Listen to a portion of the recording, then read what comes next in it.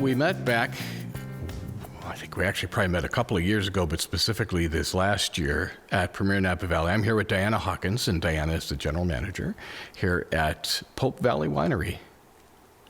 Hello. Pope Valley for me is a love affair.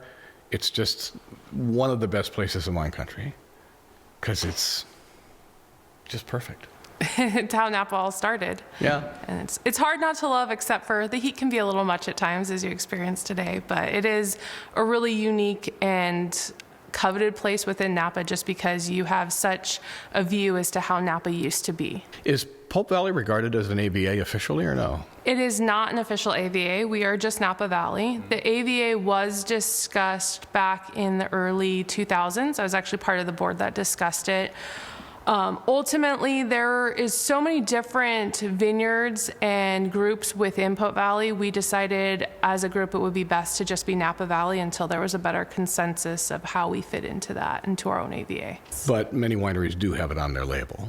It's starting to become more and more prominent as Pope Valley has grown and the winemaking has grown over the years, and really amazing wines are coming out of Pope Valley in this region.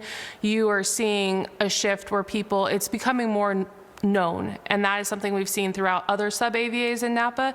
As they gain notoriety is when people find them and really take a shine to them. So yes, Sure. It's on our label because we're obviously Pope Valley Winery, but you are seeing it more and more. Unfortunately, they're not the wines you can find in my particular part of the country very often. Yeah, they are hard to find. A lot of the unique smaller wineries or vineyards here in Pope Valley, we are one of the only wineries just because we're an agricultural growing region and we're actually grandfathered in from the 1800s. You wouldn't be allowed to build a full-size winery like this anymore. It's just because it's all preserved for agriculture. So those of us that are out here are smaller growers and smaller labels. Well, let's get into that history. We're in I don't know, I guess this is the winery itself, right? Yes. And it's an extraordinary old wood building with crazy old wood stairs and more character in a hallway than most people have in their entire homes.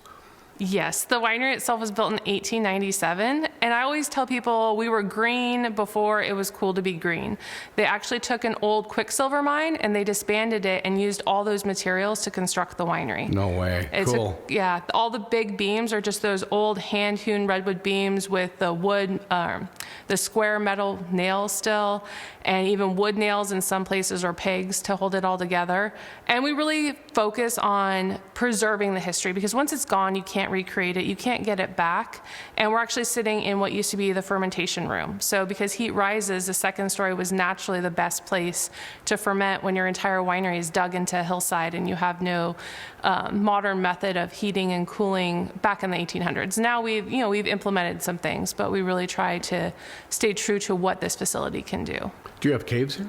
We do. So, well, we call it a cave because back it was all hand dug into the hillside. We entered into it in the beginning before we came up the stairs, but it actually goes underneath us all the way back to to the hillside. And it's all the exposed. There's no rebar, no concrete. It's all the exposed sides of the hill. It's a shale material, and the water naturally seeps through the cave itself.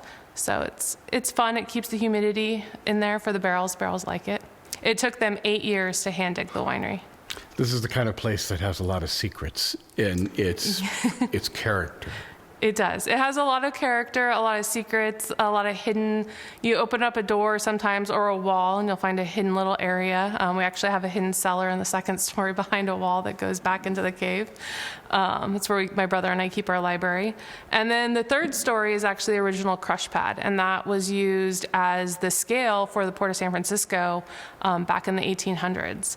And I always say the winery has a way of things come home to it. People bring stuff that's been lost to time and they say, hey, we found this or we've had this, it's been in our family, and we're bringing it home back to where it belongs. And the seal on our label is actually one of the original weights and measures seal that somebody found at a local antique store and brought back to us. So it's always been a winery. When it was originally established, just like anything in the 1800s, we call it vertically integrated nowadays, but back then you did everything because out of necessity. So they had an intact blacksmith shop that they repaired wagons, they fixed implements, they had a forge, they had olives, they had wheat, they had almonds or almonds, depending on what part of California you're from. And that continued throughout a number of years, throughout families. I believe it's been through 8 different families until we purchased it in 1997 with some family friends. The House family was the original founding family. They were German-Swiss immigrants, and they kept it open through Prohibition. They were bootlegging wine, but decided that was probably not the best life structure to have, so kind of stopped that. But it's always just been here.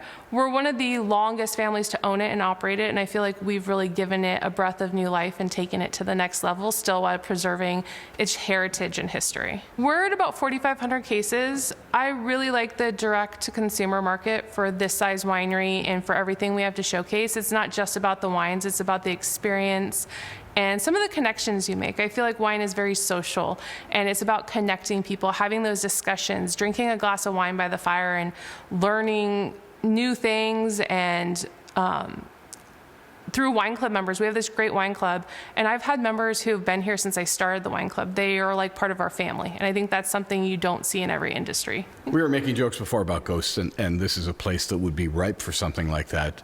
But it's mostly because there's this character and there's this history, this Western history. So much stuff happened out here. It's extraordinary. Yes, it's kind of Napa's last frontier. I mean, it was a huge mining area in the 1800s. They had quicksilver mines, gold mines. You had a lot of farming.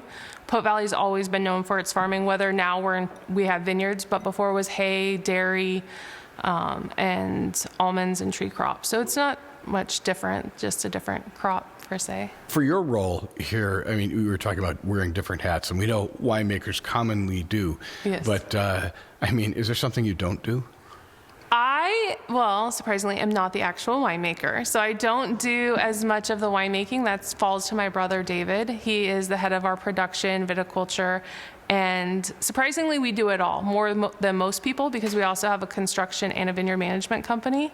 So we develop other people's vineyards, our own vineyards, manage our own vineyards, and everything else in between. So it really gives us the ability to control the entire process to really create an amazing wine. David really does the lead on the construction. I'm more of the back office, where he's boots on the ground, making sure, seeing the dirt in the vineyard, handling the viticulture side. I make sure all the paperwork's done. I get to throw the amazing events and work on labels. So sometimes I get the better end of the job. And you grew up out here?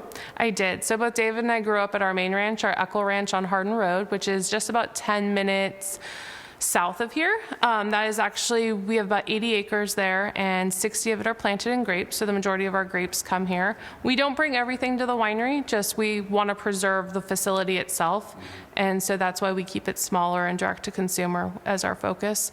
And about the experience. I want people to come experience the winery like this and how I grew up loving Pope Valley, where you just have a lot of space. You can see through the horizon. Out here, like behind you, you can see the vineyards rolling through the hills. You see the Howell Mountain range, Mount St. Helena in the distance. You don't see a lot of buildings. You don't see a lot of traffic. And it's something remote, but still ruggedly beautiful about it. For the tasting room here, again, to me, this is a place you have to see because of its character, because of its age, and again, the history of wine in America, especially when you consider the 1800s, late 1800s.